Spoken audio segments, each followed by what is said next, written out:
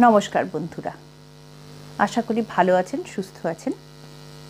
বাছাই করা গল্পগাথা বা সঙ্গীতা অডিও বুক চ্যানেলের নতুন একটি পর্বে আপনাদের স্বাগত জানাই।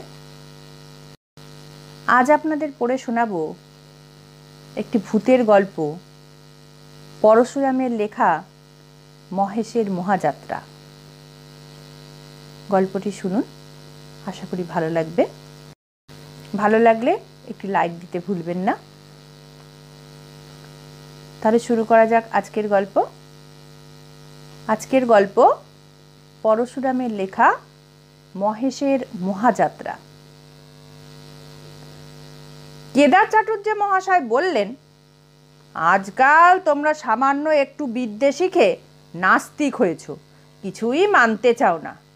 যখন আরও একটু শিখবে তখন বুঝবে যে আত্মা আছেন, ভূত পেতনি এরাও আছেন, ব্রহ্মদত্তি কন্দকাটা এনারাও আছেন। বংশলোচন বাবুর বৈঠকখানায় গল্প চলিতেছিল। তাহার শালা নগেন বলিল, আচ্ছা বিনোদদা, আপনি ভূতে বিশ্বাস করেন? বিনোদ বলিলেন, যখন প্রত্যক্ষ দেখব তখন বিশ্বাস করব, তার আগে হাঁ না কিছুই বলতে পারি না। চাটুর্যে বলিলেন, এই বুদ্ধি নিয়ে তুমি ওকালতি করো? বলি, তোমার পিতামহকে প্রত্যক্ষ করেছ? ম্যাকডোনাল্ড, চার্চিল আর বালডুইনকে দেখেছ? তবে তাদের কথা নিয়ে অত মাতামাতি করো কেন? আচ্ছা আচ্ছা, হার মানছি চাটুর্যে মশাই, আপ্তবাক্য মানতে হয়। আরে প্রত্যক্ষ করা কি আর যার তার কর্ম? শ্রী ভগবান কখনো কখনো তাঁর ভক্তদের বলেন, দিব্যং দদামি তে চক্ষু। সেই দিব্য দৃষ্টি পেলে তবে সব দেখতে পাওয়া যায়। নগেন জিজ্ঞাসা করিল, আপনি দেখতে পেয়েছেন চাটুর্যে মশাই? জ্যাঠামি করিসনি। এই কলকাতা শহরে রাস্তায় যারা চলাফেরা করে, কেউ কেরানি, কেউ দোকানি, কেউ মজুর, কেউ আর কিছু, তোমরা ভাবো সবাই বুঝি মানুষ? তা মোটেই নয়। তাদের ভেতর সর্বদাই ২-১০টা ভূত পাওয়া যায়, তবে চিনতে পারা দুষ্কর। এই রকম ভূতের পাল্লায় পড়েছিলেন মহেশ মিত্তির। কে তিনি জানো না? আমাদের মজিলপুরের চরণ ঘোষের মামার শালা। এককালে তিনি কিছুই মানতেন না, কিন্তু শেষ দশায় তাঁকেও স্বীকার করতে হয়েছিল। সকলে এক বাক্যে বলিলেন, কি হয়েছিল বলুন না চাটুর্যে মশাই। চাটুর্যে মশাই হুঁকাটি হাতে তুলিয়া বলিতে শুরু করলেন, ৩০-৪০ বৎসর আগেকার কথা। মহেশ মিত্তির তখন শ্যামবাজারের শিবচন্দ্র কলেজে প্রফেসরি করতেন। অঙ্কের প্রফেসর, অসাধারণ বিদ্যে, কিন্তু প্রচণ্ড নাস্তিক। ভগবান, আত্মা, পরলোক কিছুই মানতেন না। এমনকি স্ত্রী মারা গেলে আর বিবাহ পর্যন্ত করেননি।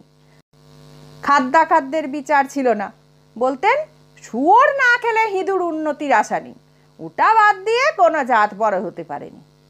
মহেশের চালচলনের জন্য আত্মীয় স্বজন তাকে এক ঘরে করেছিল, কিন্তু যতই অনাচার করুন তার স্বভাবটা ছিল অকপট। পারতপক্ষে মিথ্যা কথা কইতেন না। তার পরম বন্ধু ছিলেন হরিনাথ কুণ্ডু। তিনিও ওই কলেজের প্রফেসর, ফিলোসফি পড়াতেন। কিন্তু বন্ধু হলে কি হয়, দুজনে হরদম ঝগড়া হতো। কারণ হরিনাথ আর কিছু মানুন না মানুন ভূত মানতেন। তাছাড়া মহেশবাবু অত্যন্ত গম্ভীর প্রকৃতির মানুষ, কেউ তাকে হাসতে দেখেননি। আর হরিনাথ ছিলেন ভারী আমুদে লোক, কথায় কথায় ঠাট্টা করে বন্ধুকে উদ্ব্যস্ত করতেন। তবু মোটের উপর তাদের পরস্পরের প্রতি একটা টান ছিল। তখন রাজনীতি চর্চার এত রেওয়াজ ছিল না, আর ভদ্রলোকের ছেলের অন্য চিন্তাও এমন চমৎকারা হয়নি। ২-১টা পাশ করতে পারলে যেমন তেমন চাকরি জুটে যেত। লোকের তাই উঁচু দরের বিষয় আলোচনা করবার সময় ছিল। ছোকরারা চিন্তা করত বউ ভালোবাসে কি বাসে না। যাদের সে সন্দেহ মিটে গেছে তারা মাথা ঘামাতো ভগবান আছেন কি নেই। একদিন কলেজে কাজ ছিল না, অধ্যাপকেরা সকলে মিলে গল্প করছিলেন। গল্পের আরম্ভ জানিয়েই হোক, মহেশ আর হরিনাথ কথাটা টেনে নিয়ে ভূতে আর ভগবানে হাজির করতেন, কারণ এই নিয়ে তর্ক করাই তাঁদের অভ্যাস। এদিনও তাই হয়েছিল। আলোচনা শুরু হয় ঝি চাকরের মাইনে নিয়ে। কলেজের পণ্ডিত দীনবন্ধু বাচস্পতি মশাই দুঃখ করছিলেন, ছোট লোকের লোভ এত বেড়ে গেছে যে আর পারা যায় না মশাই। মহেশবাবু বললেন, লোভ সকলেরই বেড়েছে, আর বাড়াই উচিত, নইলে মনুষ্যত্বের বিকাশ হবে কিসে? পণ্ডিত মশাই উত্তর দিলেন, লোভে পাপ, পাপে মৃত্যু। মহেশবাবু পাল্টা জবাব দিলেন, লোভ ত্যাগ করলেও মৃত্যুকে ঠেকানো যায় না। তর্কটা যেমন জুৎসই হচ্ছে না দেখে হরিনাথবাবু একটু উস্কে দেবার জন্য বললেন, আমাদের মতন লোকের লোভ হওয়া উচিত মৃত্যুর পর। মাইনে তো পাই মোটে 2.25, তাতে ইহকালের কটা শখই বা মিটবে? তাই তো পরকালের আশায় বসে আছি, আত্মাটা যদি স্বর্গে গিয়ে একটু ফুর্তি করতে পারে। দীনবন্ধু পণ্ডিত বললেন, কে বললে তুমি স্বর্গে যাবে? আর স্বর্গের তুমি জানোই বা কি? আরে সমস্তই জানি পণ্ডিত মশাই, খাসা জায়গা, না গরম না ঠান্ডা, মন্দাকিনী কুলুকুলু বইছে, তার ধারে ধারে পারিজাতের ঝোপ, সবুজ মাঠের মধ্যিখানে কল্পতরু গাছে আঙুর, বেদানা, আম, রসগোল্লা, কাটলেট সব রকম ফলে আছে, ছেঁড়ো আর খাও। জন কতক ছোকরা দেবদূত গোলাপি উড়নি গায়ে দিয়ে সুধার বোতল সাজিয়ে বসে আছে, চাইলেই ফটাফট খুলে দেবে। ওই হেথা কুঞ্জবনে ঝাঁকে ঝাঁকে অপ্সরা ঘুরে বেড়াচ্ছে, দুদণ্ড রসালাপ করো, কেউ কিছু বলবে না। যত খুশি নাচ দেখো, গান শোনো, আর কালো আতি চাও তো নারদ মুনির আস্তানায় যাও। মহেশবাবু বললেন, সমস্ত গাঁজা, পরলোক, আত্মা, ভূত, ভগবান কিছুই নেই, ক্ষমতা থেকে প্রমাণ করো। তর্ক জমে উঠল। প্রফেসররা কেউ এক পক্ষে কেউ অপর পক্ষে দাঁড়ালেন। পণ্ডিত মশাই দারুণ অবজ্ঞায় ঠোঁট উল্টে বসে রইলেন। বৃদ্ধ প্রিন্সিপাল যদু স্যান্ডেল রফা করে গেলেন, ভূতের তেমন দরকার দেখি না, কিন্তু আত্মা আর ভগবান বাদ দিলে চলে না। মহেশ মিত্তির বললেন, কেউই নেই, আমি 10 মিনিটের মধ্যে প্রমাণ করে দিচ্ছি। হরিনাথ কুণ্ডু মহা উৎসাহে বন্ধুর পিঠ চাপড়ে বললেন, লেগে যাও, লেগে যাও। তারপর মহেশবাবু ফুলস্কেপ কাগজ আর পেন্সিল নিয়ে একটি বিরাট অঙ্ক কষতে লেগে গেলেন। ঈশ্বর, আত্মা আর ভূত, এই 3 রাশি নিয়ে অতি জটিল অঙ্ক। তার গতি বোঝে কার সাধ্য?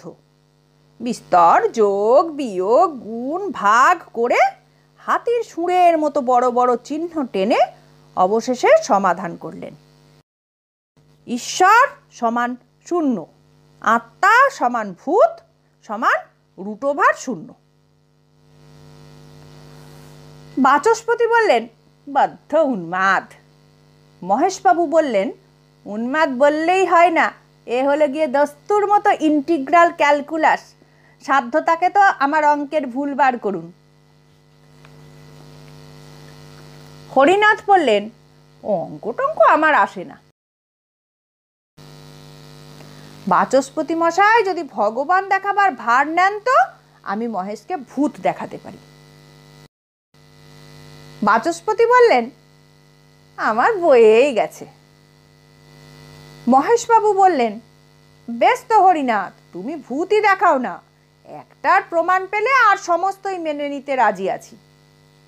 হরিনাথ বাবু বললেন, এই কথা, আচ্ছা, আসছে সপ্তাহে শিব চতুর্দশী পড়ছে, সেদিন তুমি আমার সঙ্গে রাত 12টায় মানিকতলায় নতুন খালের ধারে চলো, পষ্টাপষ্টি ভূত দেখিয়ে দেব।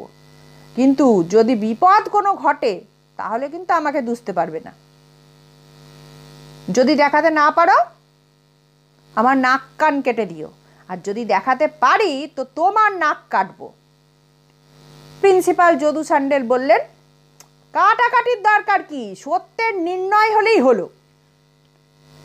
শিব চতুর্দশীর রাত্রে মহেশ মিত্তির আর হরিনাথ কুণ্ডু মানিকতলায় গেলেন। জায়গাটা তখন বড়ই ভীষণ ছিল। রাস্তায় আলো নেই, দুধারে বাবলা গাছে আরো অন্ধকার করেছে। সমস্ত নিস্তব্ধ, কেবল মাঝে মাঝে পেঁচার ডাক শোনা যাচ্ছে। হোঁচট খেতে খেতে দুজনে নতুন খালের ধারে পৌঁছলেন। বছর 2 আগে ওখানে প্লেগের হাসপাতাল ছিল, এখনো তার গোটা কত খুঁটি দাঁড়িয়ে আছে। মহেশ মিত্তির অবিশ্বাসী সাহসী লোক, কিন্তু তাঁরও গা ছমছম করতে লাগলো। হরিনাথ সারা রাস্তা কেবল ভূতের কথাই কয়েছেন। তারা দেখতে কেমন, মিজাজ কেমন, কি খায়, কি পরে ইত্যাদি। দেবতারা হচ্ছেন উদার প্রকৃতির, দিল দরিয়া, কেউ তাঁদের না মানলেও বড় একটা কেয়ার করেন না। কিন্তু অপদেবতারা পদবিতে খাটো বলে তাঁদের আত্মসম্মান বোধ বড়ই উগ্র।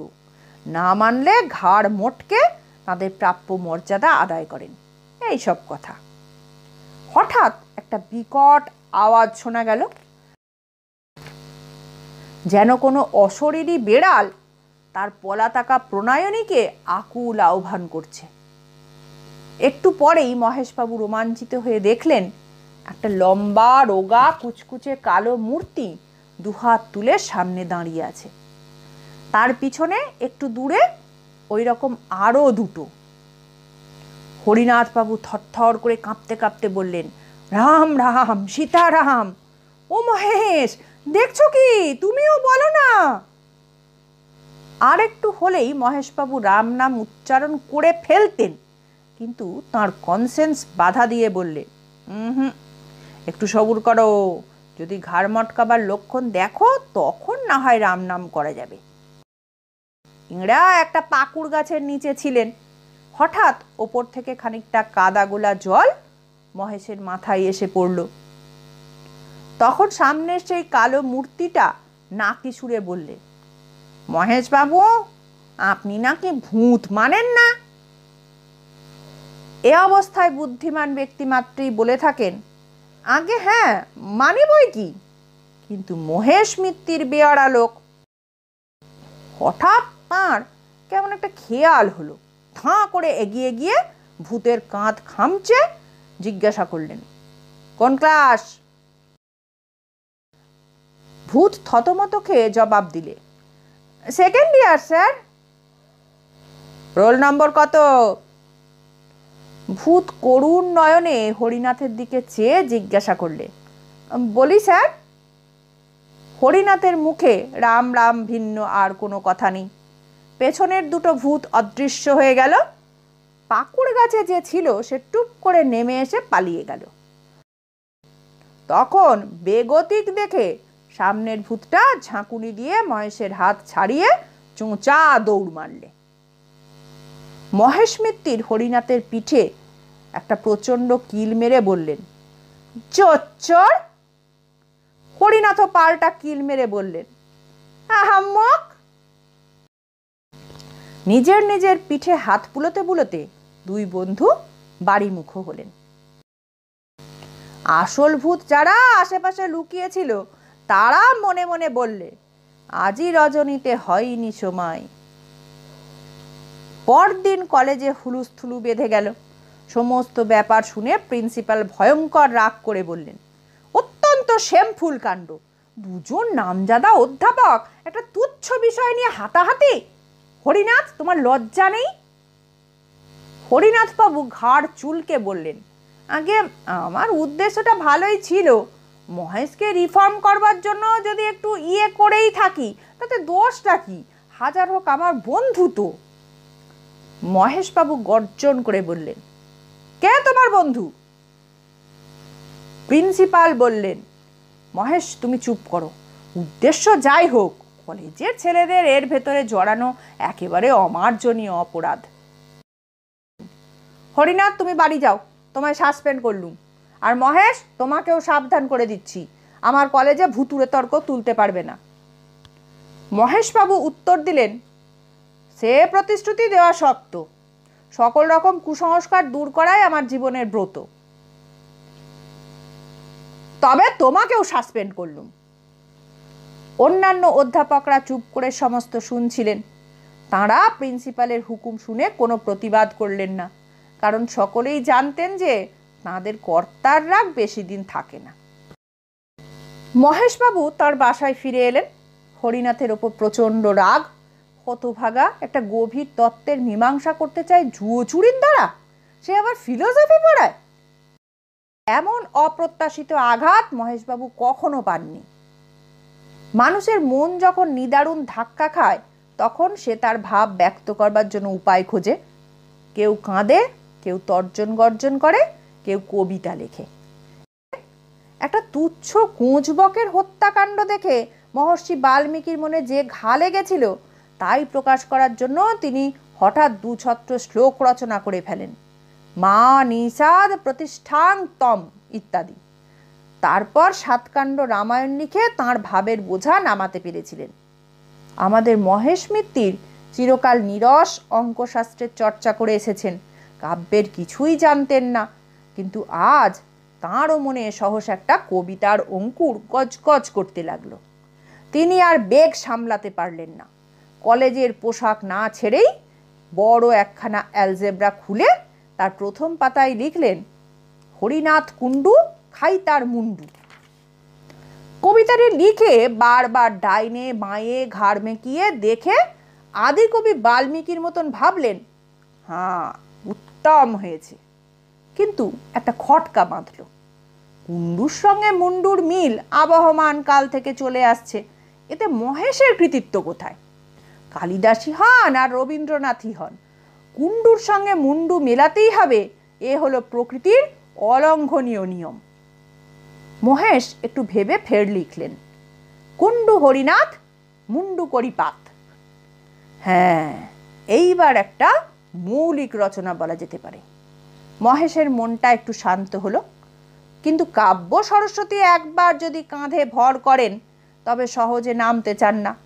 মহেশবাবু লিখতে লাগলেন, হরিনাথ ওরে হবি তুই মোড়ে নরকের পোকা অতিশয় বোকা। নরকই নেই তার আবার পোকা। মহেশবাবু স্থির করলেন, কাব্যে কুসংস্কার নাম দিয়ে তিনি শীঘ্রই একটা প্রবন্ধ রচনা করবেন। তাতে মাইকেল রবীন্দ্রনাথ কাউকে রেহাই দেবেন না। তারপর তাঁর কবিতার শেষের 4 লাইন কেটে দিয়ে ফের লিখলেন, ওরে হরিনাথ তোরে করি কাত পিঠে মারি চর। এমন সময় মহেশের চাকরটা এসে বললে, বাবু চা হবে কি দিয়ে, দুধ তো ছিঁড়ে গেছে। মহেশবাবু অন্যমনস্ক হয়ে বললেন, সেলাই করে নে। পিঠে মারি চর মুখে গুঁজি খড় জেলে দে সেলাই আগুন জ্বালাই। কিন্তু আবার এক আপত্তি, হরিনাথকে পুড়িয়ে ফেললে জগতের কোনো লাভ হবে না, অনর্থক খানিকটা জান্তব পদার্থ বরবাদ হবে, বরং তার চাইতে হরিনাথ ওরে পোড়াবো না তোরে, নিয়ে যাব ধাপা দেব মাটি চাপা, সার হয়ে যাবি ঢেঁড়স ফলাবি। মহেশবাবু আরও অনেক লাইন রচনা করেছিলেন, তা আমার মনে নেই। কবিতা লিখে খানিকটা উচ্ছ্বাস বেরিয়ে যাওয়ায় তাঁর হৃদয়টা বেশ হালকা হলো। তিনি কাপড় চোপড় ছেড়ে ইজি চেয়ারে শুয়ে পড়লেন। 3 দিন যেতে না যেতে প্রিন্সিপাল মহাশয় মহেশ আর হরিনাথকে ডেকে পাঠালেন। তাঁরা আবার নিজের নিজের কাজে বহাল হলেন, কিন্তু তাঁদের বন্ধুত্ব ভেঙে গেল। সহকর্মীরা মিলনের অনেক চেষ্টা করলেন, কিন্তু কোনো ফল হলো না। হরিনাথ বরং একটু সন্ধির আগ্রহ দেখিয়েছিলেন, কিন্তু মহেশ একেবারে পাথরের মতন শক্ত হয়ে রইলেন। কিছুদিন পরে মহেশবাবুর খেয়াল হলো, প্রেততত্ত্ব সম্বন্ধে একতরফা বিচার করাটা ন্যায়সঙ্গত নয়। এর অনুকূল প্রমাণ কে কি দিয়েছেন তাও জানা উচিত। তিনি দেশি বিরাতি বিস্তর বই সংগ্রহ করে পড়তে লাগলেন, কিন্তু তাতে তাঁর অবিশ্বাস আরও প্রবল হলো। প্রত্যক্ষ প্রমাণ কিছুই নেই, কেবল আছে অমুক ব্যক্তি কি বলছেন আর কি দেখেছেন। বাঘের অস্তিত্বে মহেশের সন্দেহ নেই, কারণ জন্তুর বাগানে গেলেই দেখা যায়। ভূত যদি থাকেই তবে খাঁচাই পুড়ে দেখো না বাপু, তা নয়, শুধু ধাপ্পাবাজি। প্রেততত্ত্ব চর্চা করে মহেশবাবু বেজায় চটে উঠলেন। চেষ্টায় এমন হলো যে ভূতের গোষ্ঠীকে গালাগাল না দিয়ে তিনি জলগ্রহণ করতেন না। পড়ে পড়ে মহেশের মাথা গরম হয়ে উঠল। রাত্রে ঘুম হয় না, কেবল স্বপ্ন দেখেন ভূতে তাঁকে ভ্যাংচাচ্ছে। এমন স্বপ্ন দেখেন বলে নিজের ওপরও তাঁর রাগ হতে লাগলো। ডাক্তার বললেন, পড়াশোনা বন্ধ করুন, বিশেষ করে ওই ভুতুড়ে বইগুলো, যা মানেন না তার চর্চা করেন কেন? কিন্তু ওইসব পড়া মহেশের এখন একটা নেশা হয়ে দাঁড়িয়েছে। পড়লেই রাগ হয়, আর সেই রাগই তার সুখ। অবশেষে মহেশ মিত্তির কঠিন রোগে শয্যাশায়ী হয়ে পড়লেন। দিন দিন শরীর ক্ষয়ে যেতে লাগলো, কিন্তু রোগটা ঠিক নির্ণয় হলো না। সহকর্মীরা প্রায়ই এসে তাঁর খবর নিতেন। হরিনাথও একদিন এসেছিলেন, কিন্তু মহেশ তাঁর মুখ দর্শন করলেন না। 7-8 মাস কেটে গেল। শীতকাল, রাত 10টা। হরিনাথবাবু শোবার উদ্যোগ করছেন। এমন সময় মহেশের চাকর এসে খবর দিলে যে তার বাবু ডেকে পাঠিয়েছেন, অবস্থা বড় খারাপ। হরিনাথ তখনই হাতিবাগানে মহেশের বাসায় ছুটলেন। মহেশের আর দেরি নেই, মৃত্যুর ভয় নেই। বললেন, হরিনাথ, তোমায় ক্ষমা করলুম, কিন্তু ভেবো না যে আমার মত কিছুমাত্র বদলেছে। এই রইল আমার উইল, তোমাকে ওছি নিযুক্ত করেছি। আমার পৈতৃক 10,000 টাকার কাগজ ইউনিভার্সিটিকে দান করেছি। তার সুদ থেকে প্রতি বৎসর একটা পুরস্কার দেওয়া হবে। যে ছাত্র ভূতের অনস্তিত্ব সম্বন্ধে শ্রেষ্ঠ প্রবন্ধ লিখবে, সে ওই পুরস্কার পাবে। আর দেখো, খবরদার শ্রাদ্ধ করো না। ফুলের মালা, চন্দন কাঠ, ঘি এসব দিও না, একদম বাজে খরচ। তবে হ্যাঁ, 2-4 বোতল কেরোসিন ঢালতে পারো। দেশের গন্ধক আর 5 সোড়া আনানো আছে, তাও দিতে পারো। চটপট কাজ শেষ হয়ে যাবে। আচ্ছা, চললুম তাহলে। রাত প্রায় 11:30। মহেশের আত্মীয় স্বজন কেউ কলকাতায় নেই, থাকলেও বোধহয় তারা আসতেন না। বড়দিনের বন্ধ, কলেজের সহকর্মীরা প্রায় সকলেই অন্যত্র গেছেন। হরিনাথ মহা বিপদে পড়লেন। মহেশবাবুর চাকরকে বললেন পাড়ার জনকতক লোক ডেকে আনতে। অনেকক্ষণ পরে 2জন মাতব্বর প্রতিবেশী এলেন। ঘরে ঢুকলেন না, দরজার সামনে দাঁড়িয়ে বললেন, চুপ করে বসে আছেন যে বড়, সৎকারের ব্যবস্থা কি করলেন? হরিনাথ বললেন, আমি একলা মানুষ, আপনাদের ওপরেই ভরসা। এই বেলেল্লা হতভাগা লাশ আমরা বইব? ইয়ার কি পেয়েছেন নাকি? এই কথা বলেই তাঁরা সরে পড়লেন।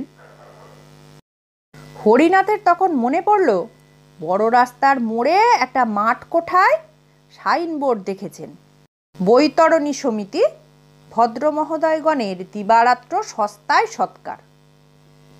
চাকরকে বসিয়ে রেখে তখনই সেই সমিতির খোঁজে গেলেন। অনেক চেষ্টায় সমিতি থেকে 3 জন লোক জোগাড় হলো। 15 টাকা পারিশ্রমিক, আর শীতের ওষুধ বাবদ 9 শিকে। সমস্ত আয়োজন শেষ হলে হরিনাথ আর তাঁর 3 সঙ্গী খাট কাঁধে নিয়ে রাত 2:30টার সময় নিমতলায় রওনা হলেন। অমাবস্যার রাত্রি, তার উপর আবার কুয়াশা। হরিনাথের দল কর্নওয়ালিস স্ট্রিট দিয়ে চললেন। গ্যাসের আলো মিটমিট করছে, পথে জনমানব নেই। কাঁধের বোঝা ক্রমেই ভারী বোধ হতে লাগলো। হরিনাথ হাঁপিয়ে পড়লেন।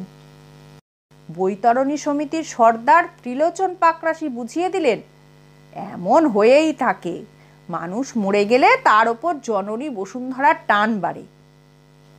হরিনাথ একলা নয়, তার সঙ্গীরা সকলেই সেই শীতে গলদঘর্ম হয়ে উঠল। খাট নামিয়ে খানিক জিরিয়ে আবার যাত্রা। কিন্তু মহেশ মিত্তিরের ভার ক্রমশই বাড়ছে, পা আর এগোয় না। পাকরাশি বললেন, ঢের ঢের বয়েছি মশাই, এমন জগদ্দল মরা কখনো কাঁধে করিনি। দেহটা তো শুকনো, লোহা খেতেন বুঝি? 15 টাকায় হবে না মশাই, আরো 5 টাকা চাই। হরিনাথ তাতেই রাজি, কিন্তু সকলে এমন কাবু হয়ে পড়েছে যে দুপা গিয়ে আবার খাট নামাতে হলো। হরিনাথ ফুটপাথে এলিয়ে পড়লেন। বৈতরণীর 3 জন হাঁপাতে হাঁপাতে টানতে লাগলো। ওঠবার উপক্রম করছেন, এমন সময় হরিনাথের নজর পড়ল কুয়াশার ভিতর দিয়ে একটা আবছায়া তাদের দিকে এগিয়ে আসছে।